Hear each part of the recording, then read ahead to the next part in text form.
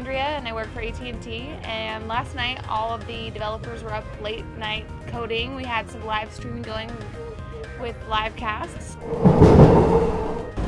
Hi, we're Team Pub Crawl, and we're presenting Share a Ride application. The way it works is basically, like we talked about yesterday, you bring up your little device, open up the application. The first thing that you're going to see on here is the top events that are going on just kind of throughout the country right now. You may or may not have parked in one of those things. So if you don't, what you can do is you can go search by state. So then you'll click search by state, and then any of the events that are currently going on, you'll see the states, and then you'll drill into the states and see the cities.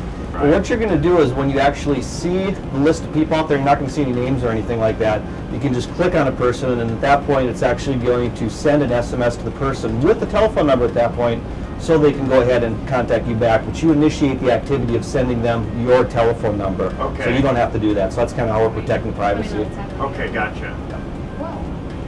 Okay, so it opened, had a little funny tagline on it. So we're in the pre-winning phase right now. That's what I think we defined it as, and that's the part where we just about get our wrap before it's ready to be the winner.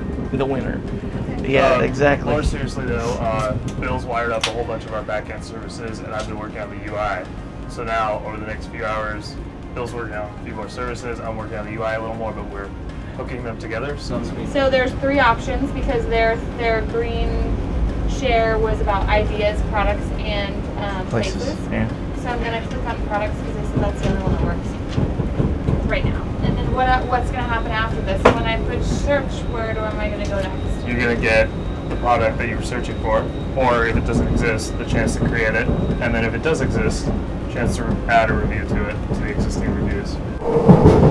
I think in 4 hours you can expect to see the three categories of the app: ideas, places, and products, wired up and working at least with demo data, and hopefully you'll be able to post your own reviews and see those show up too.